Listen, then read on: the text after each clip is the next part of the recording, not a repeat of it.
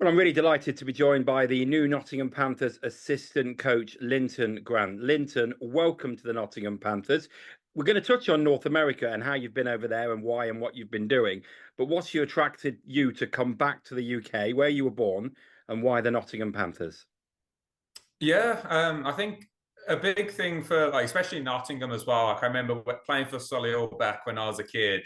I always used to hate to go and playing against Nottingham because they were always one of the best teams in the country, especially like on that younger kind of age group.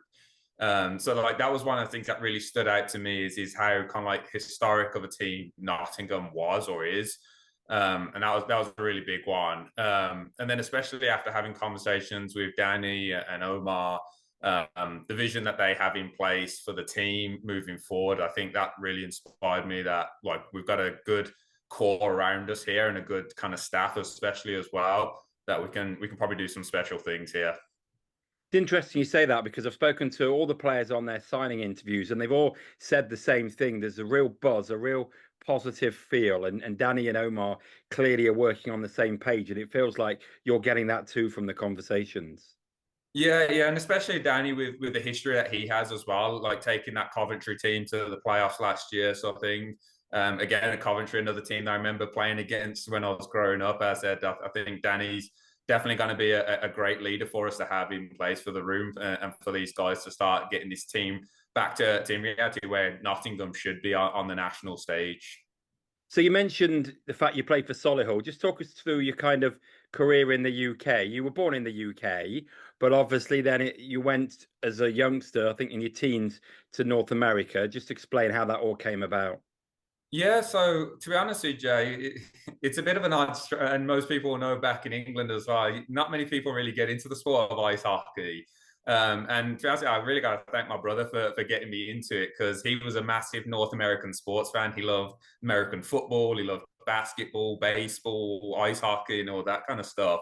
And I was the football kid growing up. I started playing for my local football team when I was 8. And then when I got turned 10, I started playing for Solihull because it was a closer team. It was either Solihull or Telford, the Tigers.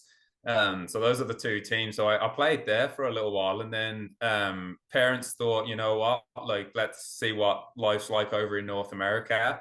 Kind of up from Birmingham and decided to come to Calgary, and that's kind of really where it stemmed from there. Is that I moved from Birmingham to Calgary in Canada, and that kind of switched me from being a football person to then started getting really more into hockey when you come over to Canada. So then it just ran with hockey since then and been in love with it ever since. And it's turned into my career.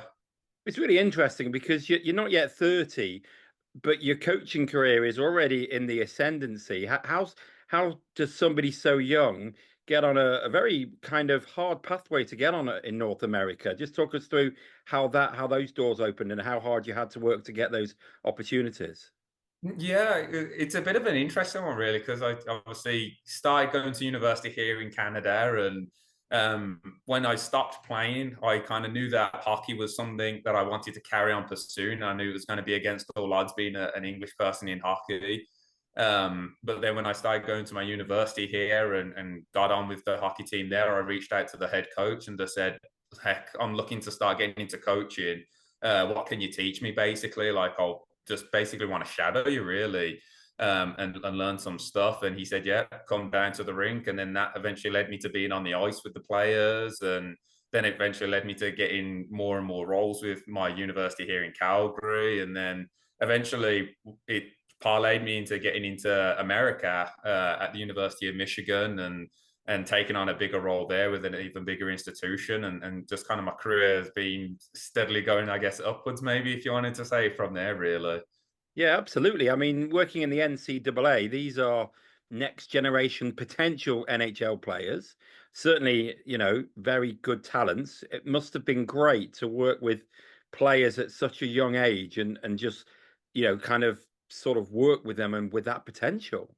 Yeah, it's really eye-opening when you kind of look at how like the development system is here in North America as well. And I think it's even some things that I can take from North America back to England with us here in even Nottingham and the kind of youth system there.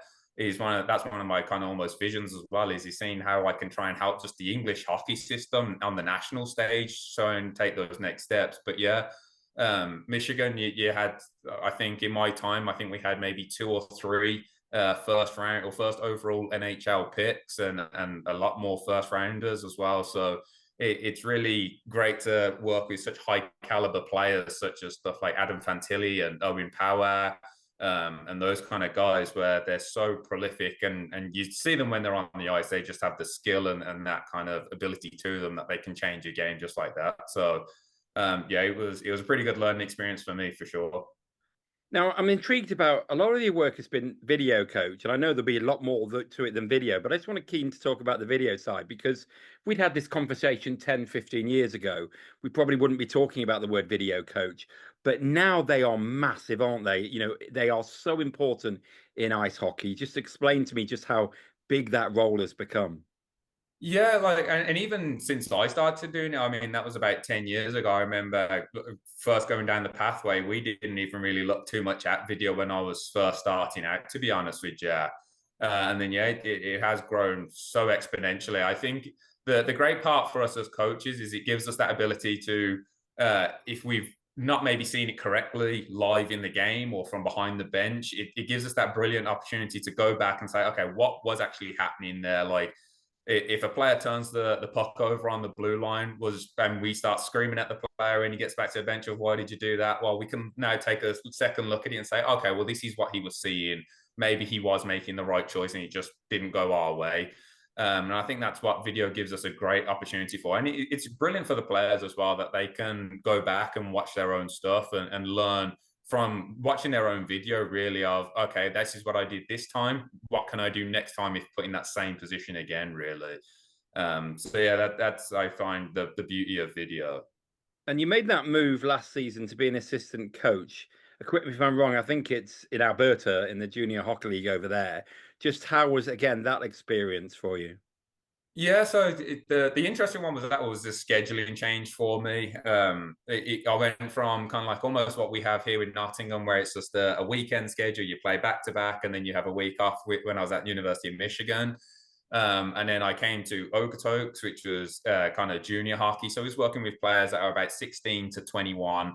And you could play so many games in a week. You could play three different teams in the span of 6 7 days. So that was the big adjustment for me, was he's getting used to that fast pace. Okay, now how do we learn from that last game and apply it to the next game, which is in 2 days' time or even tomorrow, and go from there. And then for myself again as well, it was a big thing learning how to be around players every single day. You learn about their lives, you learn about their personalities, you learn what makes them tick, what makes them happy.